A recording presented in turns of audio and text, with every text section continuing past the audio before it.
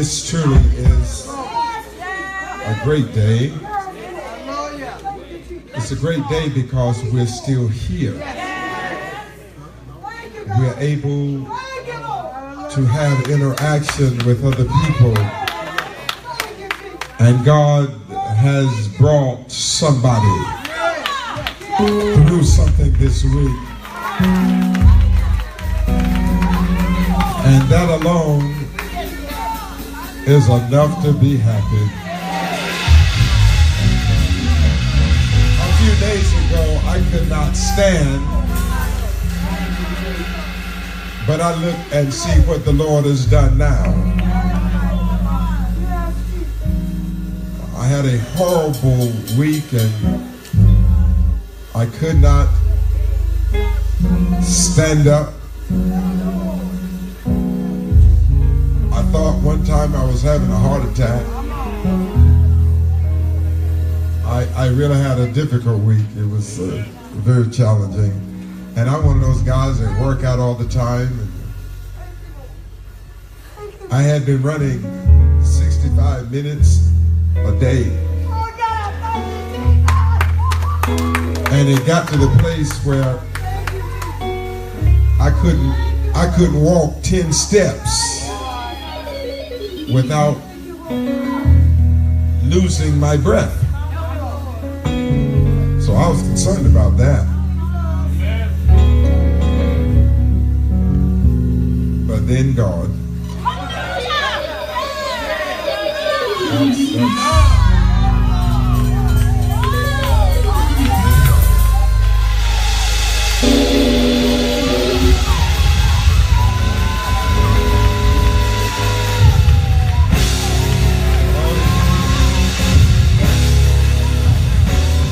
I don't know who I'm talking to, but let me tell you, God can change some stuff.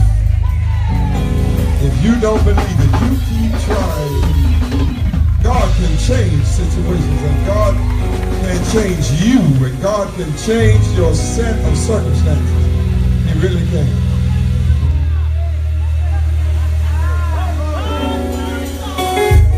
And after God showed up,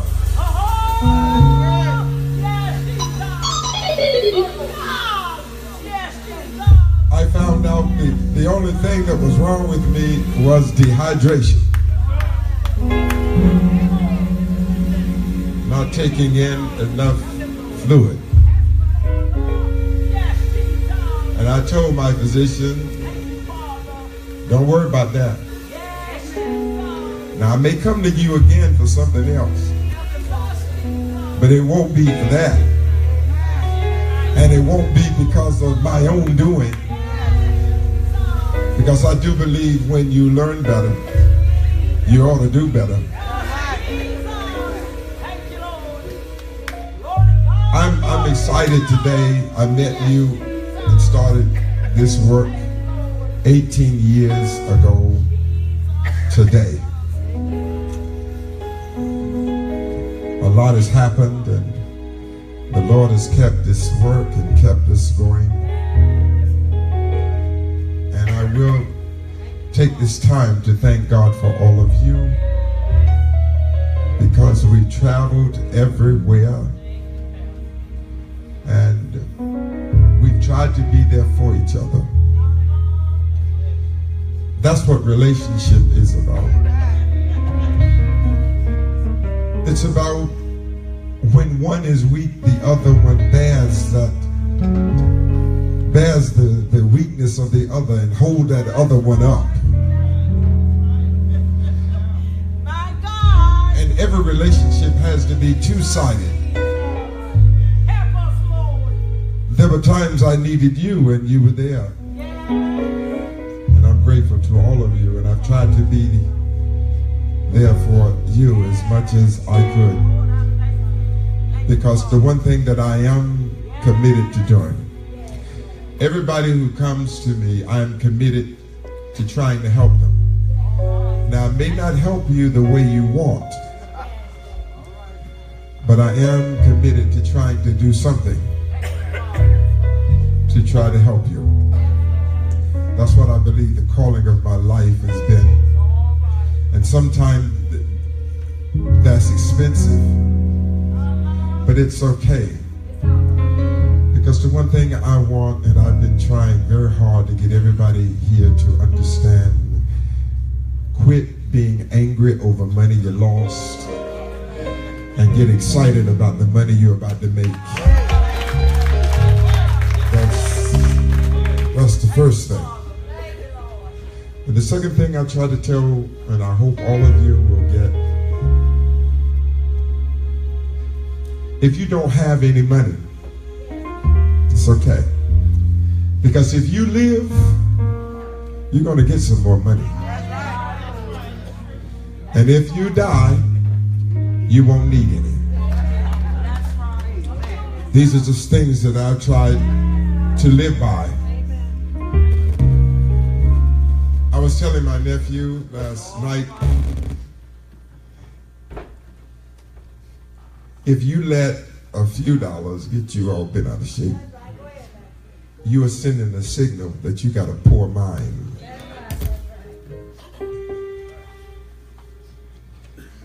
If $1,000 is going to trip you out, I got something I want to tell you. Don't worry about the Lord giving you 50. Because if you're going to get bent out of shape over one, you're sending a signal that, you better not give me much more. Then I might want to hurt somebody. So sad. But I want you to be big in your thinking. I want you to be prodigious in your mental concepts. And I've tried, and this is what I'll continue to try to do. I want to be too big to be petty. Rise above junk. Never jump in the sewage. Stay above that mess. Because if you jump in the sewage with the food that's already in it, the same germ that's on him is going to get on you. Then both of you going to stink. Stay above that. Be too big to be petty. So, young ladies, don't stoop down. Don't dummy down to accommodate a relationship. Make the relationship either come up to you or you go somewhere else. You don't compromise your mind. And I'm praying for you daily. I'm praying that we will all stand up and have a standard and a way of excellence about us. And I want all of you, particularly those of you younger than I am, to know you are not inferior to anybody. You are made out of the best material God had. And this is not arrogance. This is being able to understand how precious you are. Learn to love yourself and love yourself enough where you'll be happy even if you're by yourself. You have a self-worth that I'm just hoping you will always remember. And it doesn't matter how old you get, don't worry about your body clock.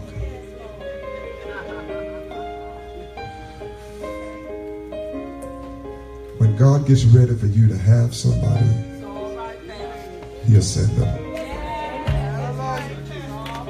Because I want everybody in here to know every good woman is not a wife, and every good man is not a husband.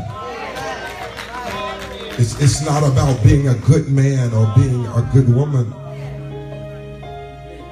It's about being positioned to take on the responsibility of being the wife or being that husband. And that means sometimes you got to know how to lose. Because if you're going to have a relationship, sometimes things just don't go your way. But your love has to be bigger than the issues. If your love is not bigger than the issues, let me tell you, the issue is going to tear you apart. And I want everybody to know at some point, maybe not now, but at some point you're going to get old enough where you're going to be tired of puppy love. You're going to be tired of somebody loving you because you buy them stuff. Or they loving you because you give them stuff. At some point you're going to grow up and you're going to find out, I need unconditional love. I need somebody to love me even when I mess up. I need somebody to love me when I make the wrong mistake. I say the wrong thing. I still need somebody to say, in spite of what you are, I'm going to love you anyhow. That's the kind of love that's going to endure. That's the kind of love you can count on. I want people to know love is something that you ought to be able to take for granted.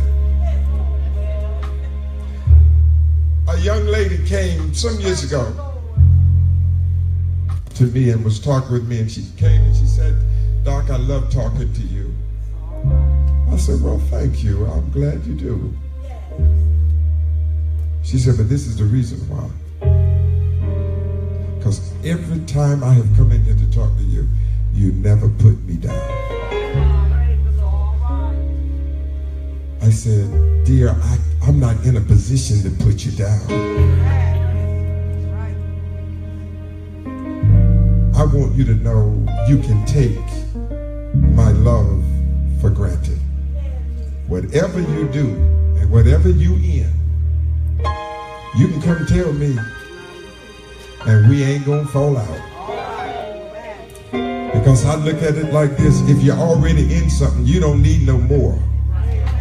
You need somebody that's going to give you a word of cheer, a word that's going to lift you, a word that's going to encourage you. And near Branch, that's what all I wanted our church to be. A place where people got encouragement. Didn't matter what their lifestyle was, what they did, or who they did it with. Mind your business and just keep them encouraged. Just keep lifting them up. Just keep on letting them know God loves them. Because the truth of the matter, young people, you ain't doing nothing that older people did not do. You ain't invented no sin. We all been sinning a long time. They were sinning long before I got here.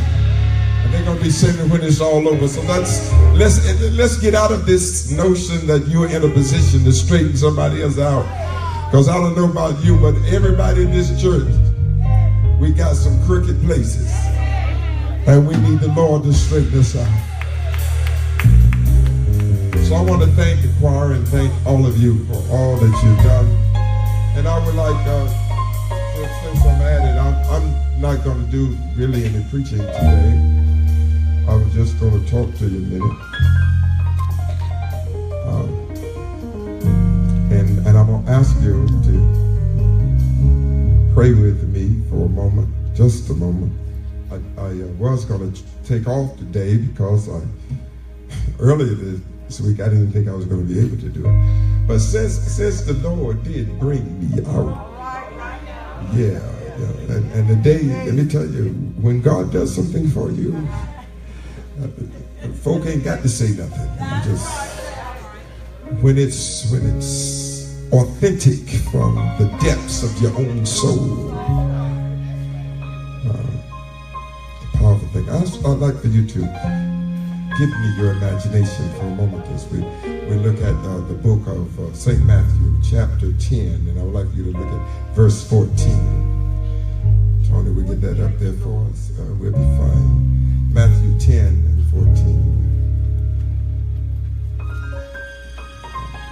This came to me a few moments ago, actually, but I thought it would be good to talk about it. And whosoever shall not receive you, nor hear your words, when ye depart out of that house or city, shake off the dust of your feet. That's right. And for a few moments, I want to talk to you from the subject. Sometime you have to turn around. Amen. Come on now. That's it. That's right. Sometime you have to turn around. Now, for those of you who have problems accepting the length and breadth of your humanity, the totality of your frailty, I have news for you. This omnipotent, omnipresent, beneficent, and loving God that we serve has had moments in his own existence when he saw something and he said to himself, maybe it's time for me to turn around. Yes. I'm talking about God. Yes, Lord. Now, for those of you who feel like that is a statement that's just hanging out there on some participle that does not exist. When God created man, and man went down the wrong path, the text said that it repented God that he had created man. That meant somewhere along the way, God saw the level of evil. Yes. And he saw the level of division and spiritual schisms and the heightened level of immorality until God said, I'm sorry that I even created that being called man. So what did God do? God created a situation where man would be destroyed. We call that the flood. And then man started over with Noah's family. All right. Yes, he did. The other day I was on the road and I thought I was in Raleigh and I was trying to get some business done, and I got close to my destination, and then I discovered that I didn't have everything that I needed to complete the transaction that I was trying to do. And, do y'all know, with all of the traffic and all of the vicissitudes and all of the issues under which I had gone to get to that point, I had to turn around. Yes. Sometimes you can see people who've been waiting for their eyes to jump, their heart to jingle, because they have seen the apple of their eye. And they invest in that apple, and they want that apple, and they are in love with that apple. But let me tell you something, apples sometime will rot. And sometime before the apple even rots, you undergo certain situations, and then something comes to your mind and says to you, maybe you need to turn around. Amen. That's right. Turning around is always challenging. Yes, it is. But sometimes to be happy, you got to stop where you're going. Yes. That's right. And you got to turn around and head in another direction. You see, I've learned that every direction I travel, the people that I know may not be prepared to go where I'm trying to go. It's not that you don't love them. It's not that you don't care for them. It's just that sometimes you have to use judgment. And sometimes judgment will reveal to you that the people that you are hauling around are the people that's creating your greatest burden.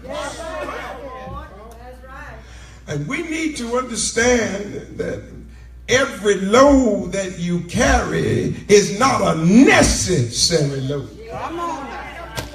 Some people carry loads because they don't know how to make decisions or how to turn certain things loose. So I want everybody to know, quit blaming your circumstances on everybody else. Maybe you need to look at the decision process you employed in your life, and you might find out that I'm carrying a load that I don't have to carry. I grew up with parents that were sober and responsible. They were principled. And they were precise. There was a rule in our house. All of us learned this rule. When you graduated from college, when you graduated from high school, you were either going to college or you're going to work. That's right. Now then we had to qualify the two. If you went to college, rent was not expected. Amen. That's right. But if you went to work, That's right. Say so, God. Say so. you grown now.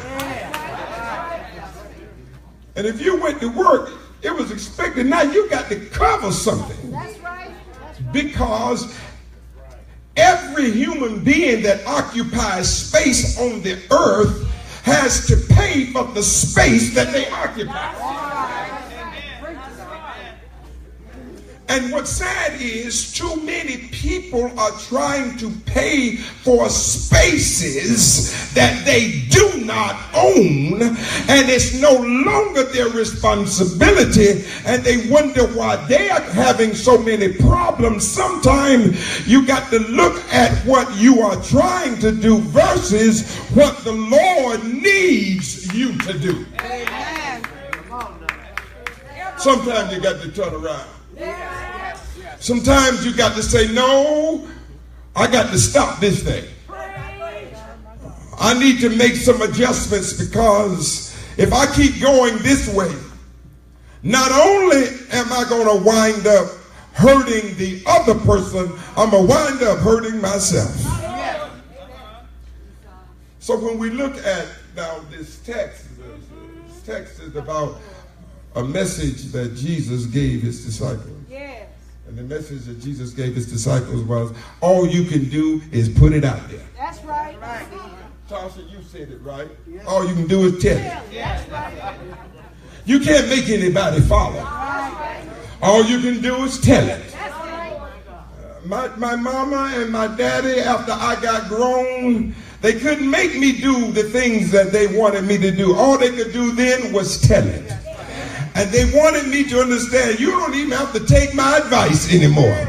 But one thing that is for sure, there is nothing like falling and bumping your own head, making your own mistakes, and coming to realize that I need somebody to help me with my decision, because at the rate I'm going, I'm not going to be where I need to be. So God, I need you to help me, and I need you to get my mind right. So I need you to get me where you want me to go. Now let me tell you, my brothers and my sisters, it is important that we recognize you can't make grown people be children again. Once they become grown, you cannot turn back the hands of time. You have to accept that's who they are, and all you can do is tell it. All you can do is tell it. It's up to them to decide. They can only tell it. Yes. Help him, Lord. So when we look at this text, Jesus was letting his disciples know, Yes. all you can do That's right. Help him, Lord. is tell them what thus saith the Lord. That's right. That's right. If they don't receive your testimony, Yes. Help him, Lord. it's not personal. Help him, Lord. My God, that's good. When you tell people about Jesus Say so. and they don't want to hear what you say, it's not personal. You did what the Lord wanted you to do. Now the blood is on their hands. So Jesus said, I don't want you to lose your joy because people will not hear you. I remember when I first started preaching many years ago, you had a crowd here and a crowd there thinking, oh, he ain't going to do this long. He's not really called. He's not this. Let me tell you something. Everybody needs to mind their business. You don't know who the Lord called. And your opinion don't even mean anything. You don't know who the Lord got his hands on. You know, I mean, they may be high last night, but you still don't know who the Lord has his hands on. Because the God that I serve called drunks and crackheads and prostitutes and drug dealers and murderers. God calls everybody to do his will. And let everybody in here know, if you've never done anything wrong, you can't even relate to the crowd you trying to preach to. You got to have something in your background that allows you to relate to the people you are trying to talk to.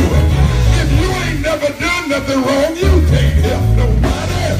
We need real people in here who don't mind telling somebody, I ain't always been where I am, but good God Almighty, when I think about where I was and where I am right now, I give him glory.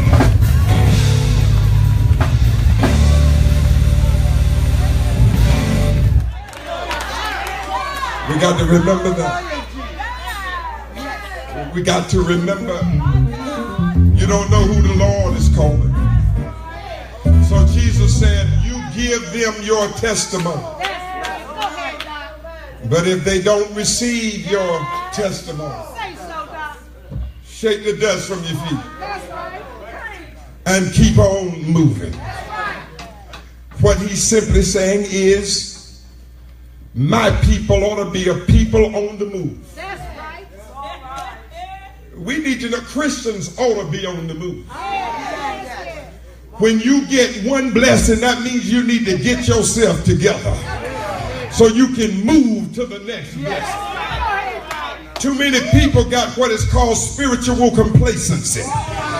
They get to one spot and all they want to do is say, now I done got where I wanted to go. Well, if you done got where you wanted to go, don't even ask God for a good night's sleep. Because you don't need to wake up in the morning if you already got what you came to get. I made up my mind, God, as long as there's breath in my body, move me from glory to glory. Move me from one place in you to another. I want to be on the move for Jesus. If God gave me A in this year, I'm looking for him to bring B here next year. Because all of God's children ought to have a joy and a goal in the spirit. You ought to have something on your mind. You ought to be wanting to go somewhere, do some things, develop your mind, expand your life. Everybody in here ought to be asking the Lord, enlarge my territory. Take me to new plateaus. Take me to new places of prosperity.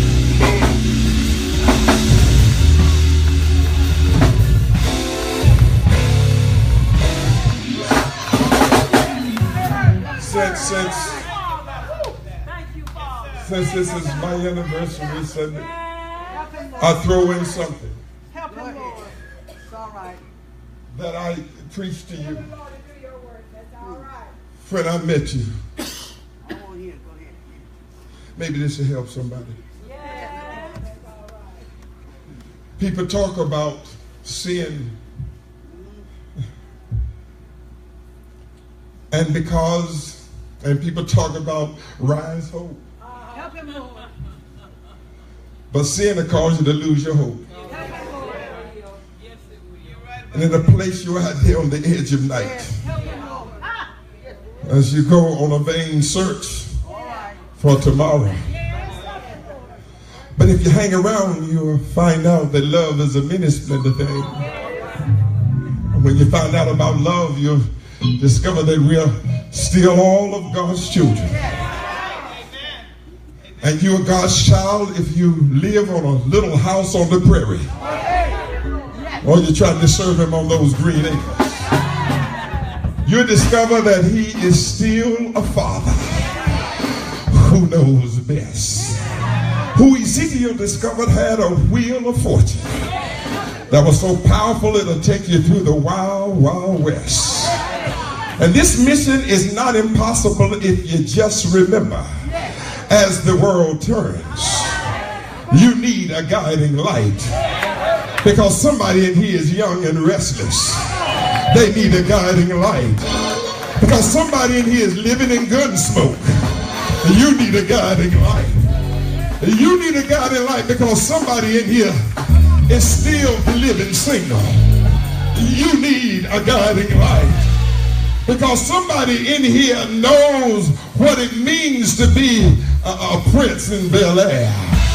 You need a guiding light because last night you didn't know where you were, but this morning when you woke up there was a bright, blessed sunshine that said to you to get yourself dressed, get your praise on and head down the Mill Branch and let somebody know, had it not been for the Lord on your side, you would not be here.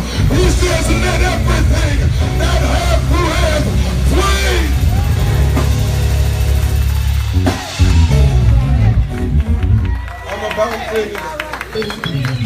I'm about finished now.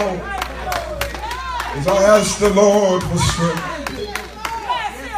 I got to prove one thing, and then I'm going to be finished.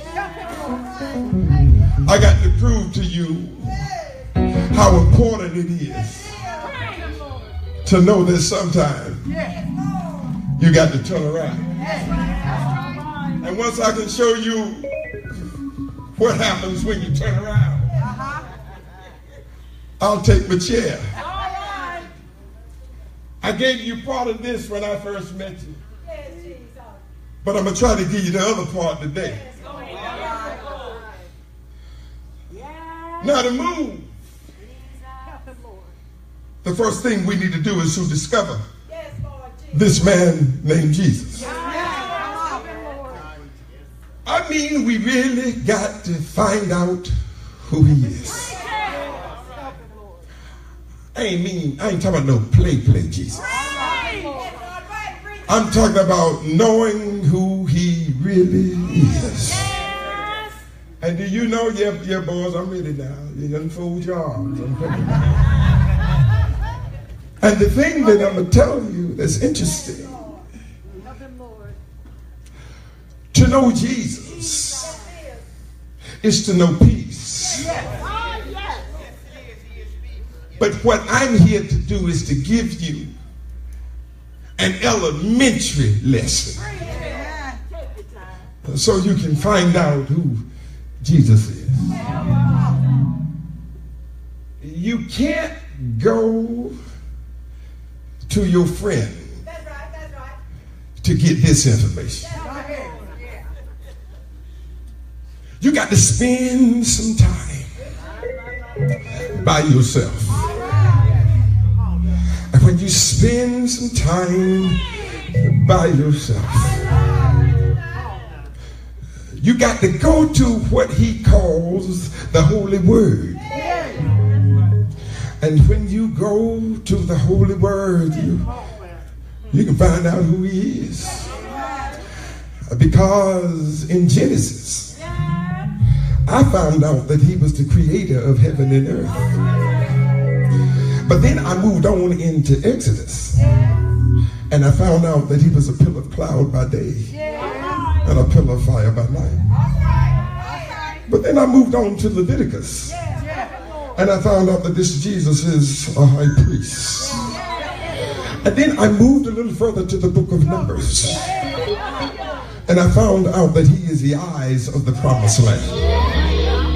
I thought about stopping, but then I said, no, let me go a little further. And I moved on to Deuteronomy, where I discovered that he is now the death of an old leader.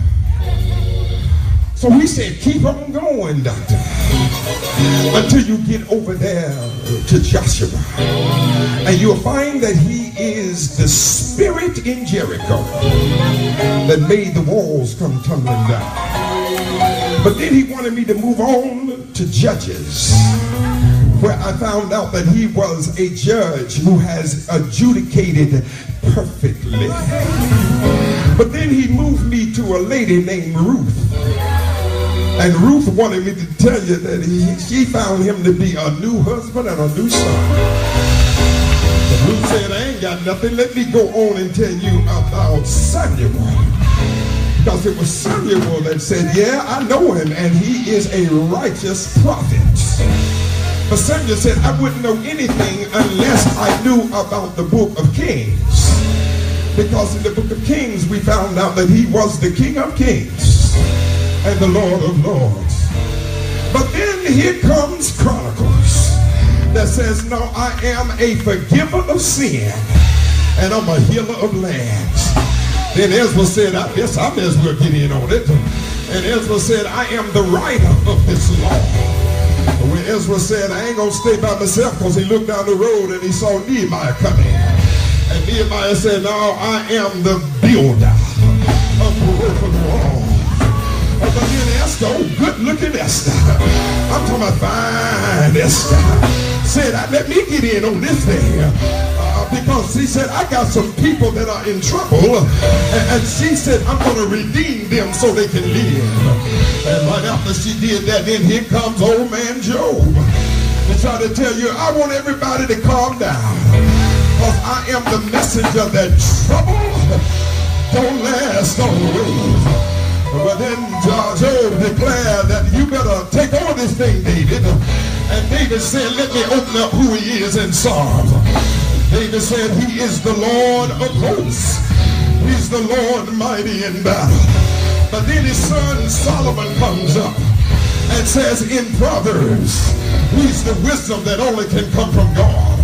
But then after he got finished with that, he said, let me write one more thing, and that's the book of Ecclesiastes. Because when I write Ecclesiastes, I'm going to prove to everybody, he is a God who has a season for everything under the sun. And after you do that, I'm going to take you on over to the Song of Solomon. But the Song of Solomon teaches us that he is the groom looking for his bride. But then Isaiah said, y'all can't say nothing till I get there. Because I found him to be the Lord high and lifted up, and his train filled the temple. But then Jeremiah said, no, that's one thing. But to me, he was fire shut up in my bones. And then after he got fire in my bones, Jeremiah said he's also in Lamentations, which means he's a weeping prophet. But then Ezekiel said, everybody just sit on down. I got a testimony for everybody. You see, I'm the one who was standing out there in the midst of that valley. And I felt a spirit that shook those dry bones in the valley. But then Daniel said, that ain't nothing. Let me tell you what I know about it. He's the fourth one in a fiery furnace. And when they looked at him, the people said, he looks like the Son of God. But then Hosea said, let me in on it. Hosea said, I'm going to be a husband and know how to forgive a whorish wife. Let me move on a little bit further. Because then here comes Joel, who said, don't worry about me, I'm just going to be the joy of your religion. And then Amos decided, no, what I'm going to do, I'm going to be the preparer of God's people. But then Obadiah said, no, let me tell you what I'm going to do. I'm going to be the object of your salvation. But then Jonah said, no, one more thing you got to do. I need to show that he's a great fish that swallows up disobedience. But then Michael showed up and said, I am a missionary on a divine mission. But then Nahum said, let me get in on it, because I'm going to be the nullifier of evil. But then about that time, Habakkuk decided that it was going to show up. And Habakkuk said, you know what I'm going to do? I'm going to be the address of God. And then Zephaniah said, well, go on, because I'm going to be the seat of religion. But then after he did that, Hagar showed up and said, I'm going to be the call to build a holy house. By the time he got through, here comes Zechariah, saying, I want everybody to know something. God is going to move, but it's not by power and it's not by might, but it's by my spirit, saith the Lord. Then Malachi decided, let me get in it. And what I got to tell you is I'm going to show you that if you open the windows of heaven, he'll pour you out a blessing that you won't have a room to receive it.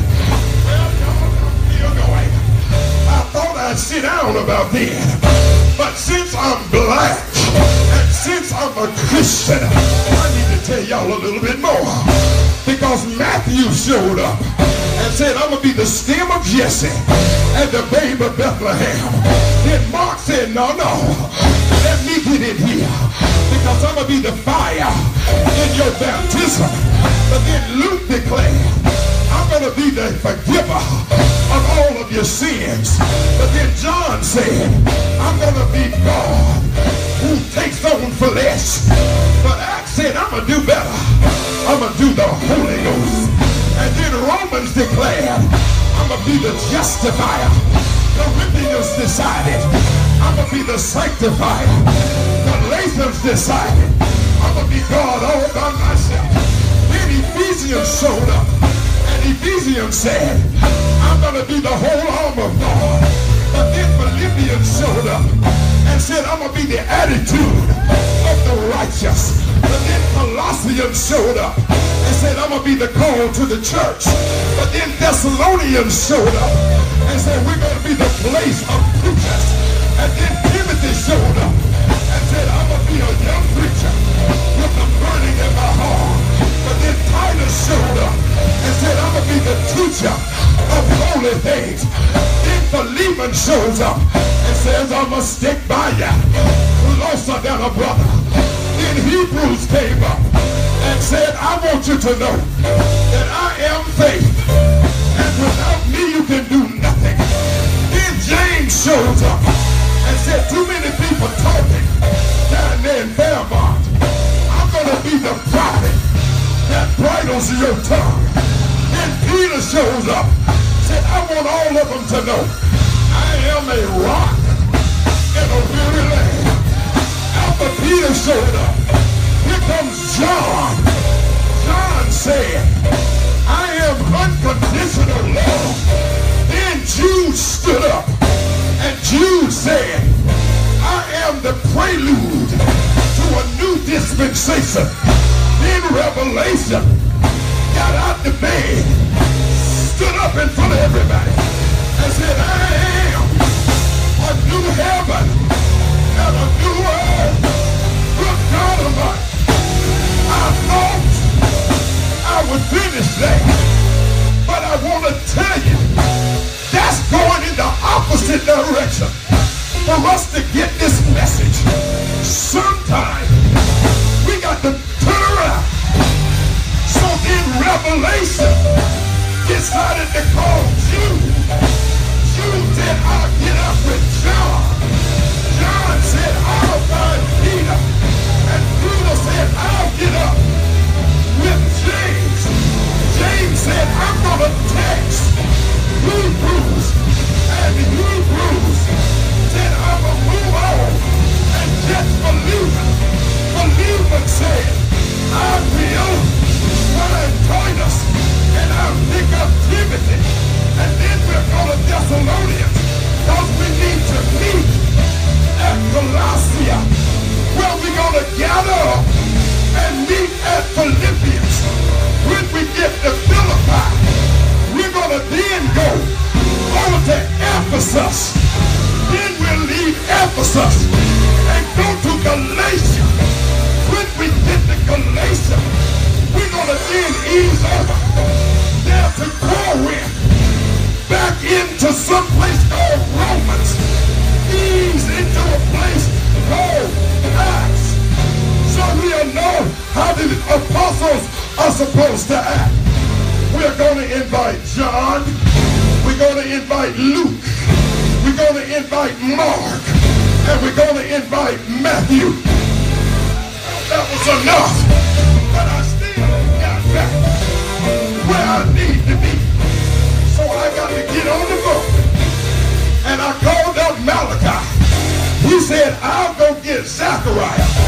And Zachariah can go and get Hagar. And let Hagar get Zephaniah. And Zephaniah can pick up Nahum. And Nahum can pick up Micah. Micah can send a text to Jonah. And Jonah can find Obadiah. And Obadiah can get Amos. And Amos is the homeboy of Joel. So Joel can find Hosea. Hosea will then get Daniel. And Daniel will get Ezekiel. Ezekiel will go back and get Lamentations. Lamentations will go get Jeremiah. Jeremiah will go get Isaiah. Isaiah will turn and go get Song of Solomon. Song of Solomon will then pull up Proverbs. And Proverbs will then pull up Ecclesiastes. And after Ecclesiastes with them, they're going to bring in Psalms. And Psalms going to bring in Job. Job going to go get Esther. Esther going to call Nehemiah. Nehemiah going to call Ezra. Ezra is going to call the Chronicles. The Chronicles going to call the Kings. Kings going to call the Samuel. Samuel going to get a woman named Ruth. Ruth is going to get somebody named Judges. Judges going to get somebody named Joshua.